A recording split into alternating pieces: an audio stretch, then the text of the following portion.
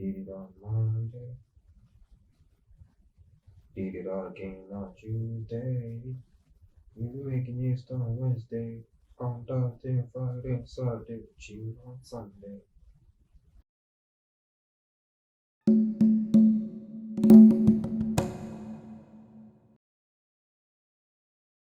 Thank you. It is Rico. Welcome back to yet another exciting episode. And I'm excited to do this episode because I've been waiting to do this for a long time. In this episode, we are going to make our very own yeast. So, one or two things to note about this is it's gonna be like a baby. You're gonna have to take care of it almost every day. The process of feeding it. We are gonna see that process as we go on in this video. I'm gonna show you the process of feeding it, the process of starting it out. Well, it's not gonna be ready until for about 7 days. So, but within 24 hours, it's going to be already kicking. It has been around for a long time, for around 500,000 years or so. So one or two things to note about this yeast is you might not even be allergic to gluten.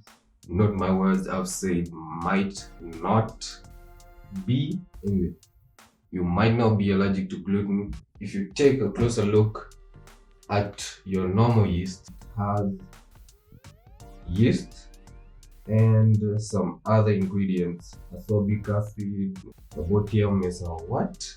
Take a look good at your normal commercial yeast. It does have other chemicals that might be the problem to your gluten allergy.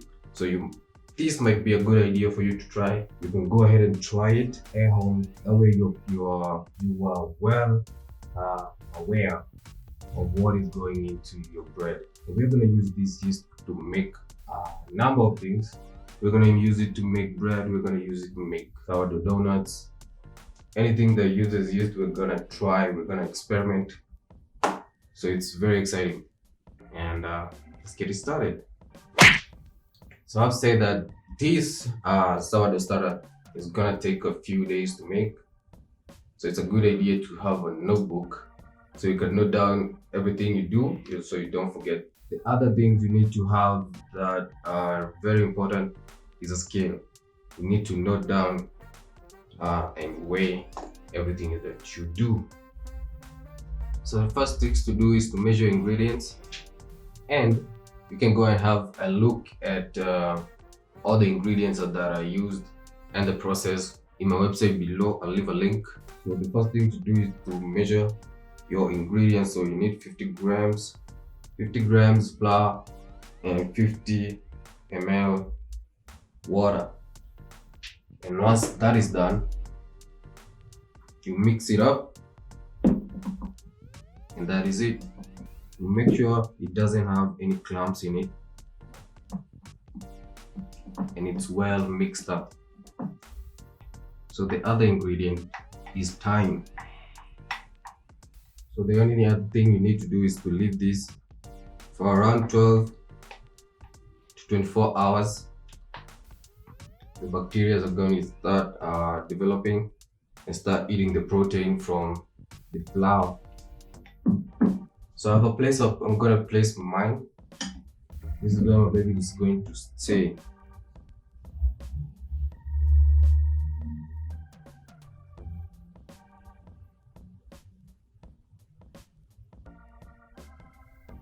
So you're going to leave this for 24 hours loosely covered so it doesn't turn into a bomb, because it can explode. And we're gonna see all the reaction taking place. We're gonna see if it's going to come alive, if it's going to be in use. And I'm excited about that. So that's it. So I'm gonna leave this for a day. I'm gonna check it out tomorrow, and tomorrow we're gonna start feeding it again. A few inches later.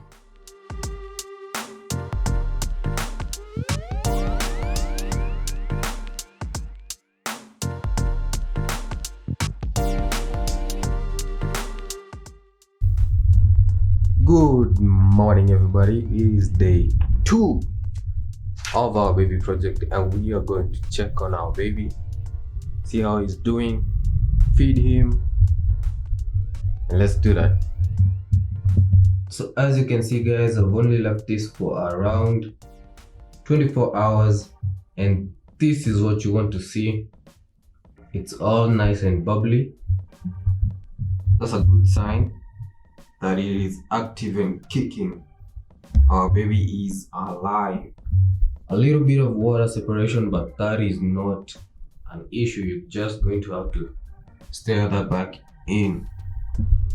That is what you want to see. Nice and bubbly. So guys, our sourdough starter is looking nice and ready. So we are gonna feed it. I did mention you need to keep notes of your feeding so that you don't lose track of anything. And simply the process of feeding is just putting a fresh batch of water and flour together and putting it back in the jar for it to feed on the protein. So that's simply it. So just like yesterday, we are going to measure out our ingredients: 50 grams flour and 50 ml of water. Then we're going to mix that up and put it back in the jar for our yeast to continue to feed off the protein. So go ahead and give that a little bit of a mix, and you're going to put it back into the jar. Make sure it's smooth, doesn't have any clumps. You can actually smell this, it's smelling amazing. Smelling like sourdough, it's all fermented, and you can see it's even risen. It was down here yesterday, and you can see all those nice lovely bubbles on there as well.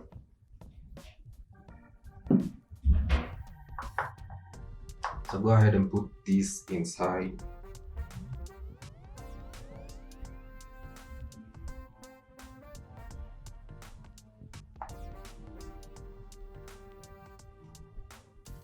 So do make sure you have something really long that can go all the way down there, because you need to give that a little bit of a mix as well. And that is simply it. Our baby is fed, and we're gonna leave this until tomorrow. That's how you feed it. Very simple, 5 minutes a day. And mine is gonna go obviously for a month, so I'm not gonna chill this after 7 days. I'm gonna keep feeding it and develop a flavor, and we are going to keep making more ingredients. I can't wait to make pizza with this. It is smelling all nice and fermented,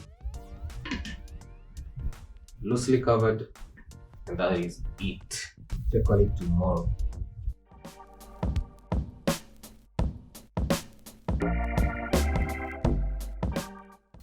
Dia 3, day 3, and we're actually gonna feed this a little bit different today. We're gonna discard around 100 grams of it, and we're gonna feed it around 100 grams of feed. So let me go ahead and do that, but first I'm gonna mix in the new feed before I discard any of it. So the new feed is gonna be around 100 grams for day 3. That's 100 grams of flour and 100 ml of water. So give this a little bit of a mix, as we usually do.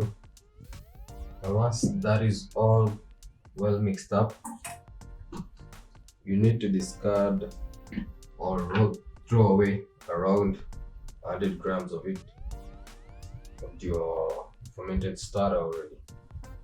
And it's looking very liquidy.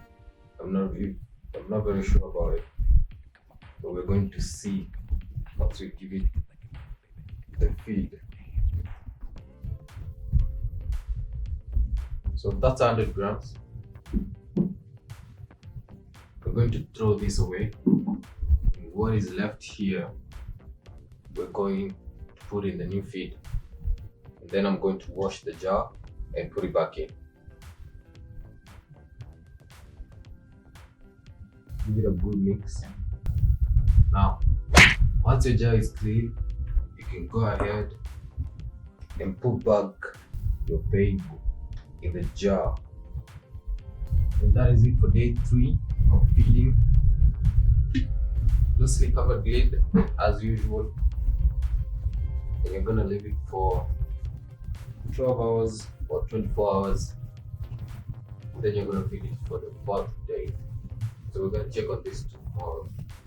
See you tomorrow.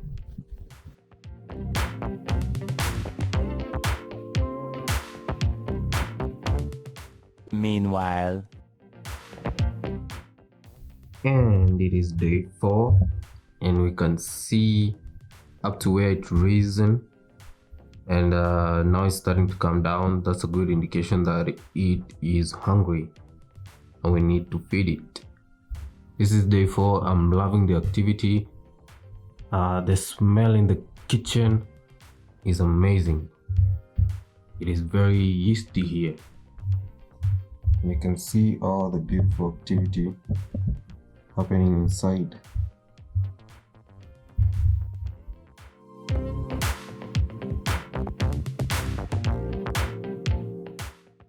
You can see all the nice bubbles. That means the activity is on point.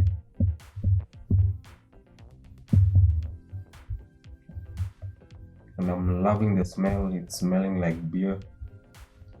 It's smelling very yeasty. I can't wait to use this on my baked goods.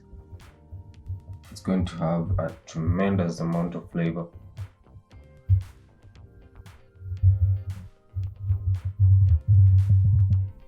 So let's keep feeding this. This is day 4. I can't wait to get to day 7. So on day 4, we remove 150 grams of feed and feed 100 grams flour and 100 grams of water. This is it. I've already measured it out. So I'm just going to remove 150 grams and discard it. So what's remaining in the jar is what I'm going to put in the new feed. So we're going to put this back in the clean jar, and we're going to check on it tomorrow. But I've noticed mine is very active, so I'm going to feed mine every 12 hours. So every 12 hours, we're going to feed it. And I do recommend you feed yours every 12 hours as well. That's going to avoid it from dying out or running out of food and dying out. So with that done, let's wait for tomorrow.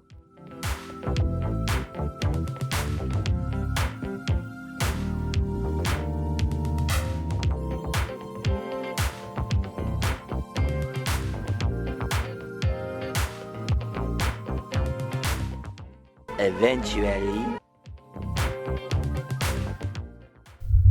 So boom, day 7, and by now I'm sure you're getting on how we are feeding it. This is the feed already made. I made the feed, and we're gonna put it back in the jar. Today is day 7. We're going to test out if it's going to float. If it's going to float on water, then that means it's strong enough to bake a bread. So that's what we're gonna do. So this is it at the top. I haven't mixed it up yet. The feed is the one on the bottom. This one over here. So I'm going to mix this up, and then we're going to wait for 4 hours and test it out. If it's going to float, then that means that it's strong enough to bake and you can start baking with it.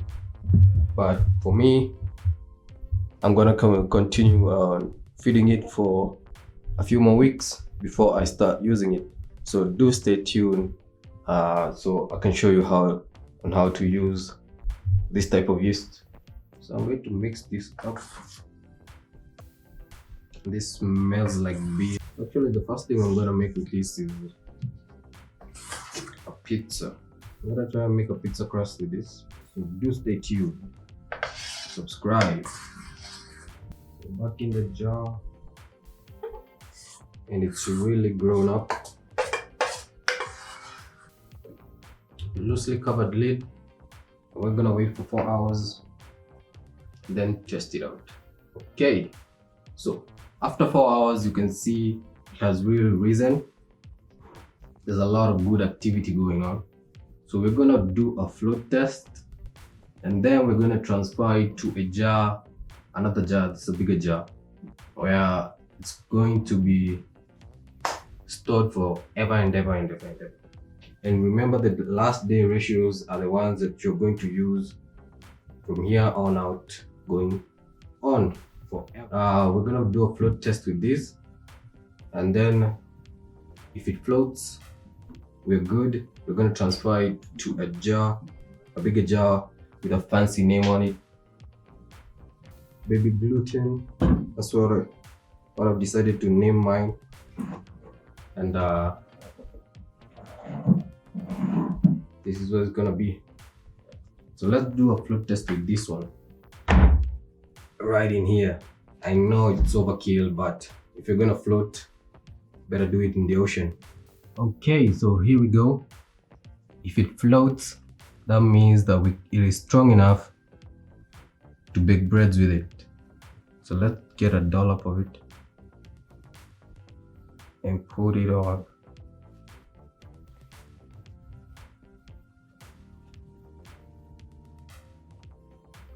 Ha! It can float. There it goes, it can float. You can practically start baking bread with it. This is so exciting. I'm so excited.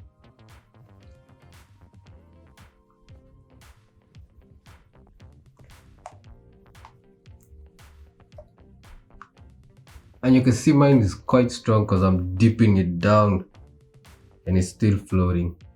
At this point, you can start making bread with it. So let's transfer it back to the bigger jar where it's going to be for a long time.